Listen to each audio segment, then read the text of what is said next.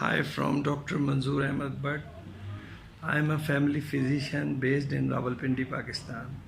I have started this series of answering some questions, basic questions asked by me in this clinic, or through email or through any source.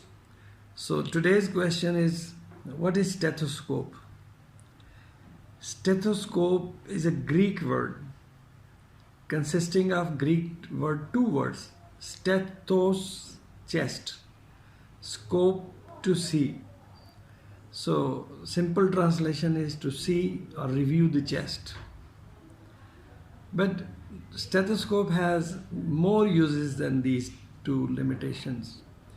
It is used to see or hear the sounds of the heart, various valves, and also the ventilation of the lung, inspiration and expiration.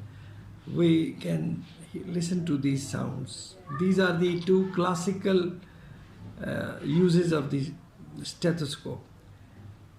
Nowadays, and before as well, we can also hear the bowel sounds, the sound on anything where it is placed, the chest piece of the stethoscope. Maybe it's a vessel or a tumor or any place. So this is also good for listening to these sounds. Classically, stethoscope consists of two earpieces and tubes and the chest piece.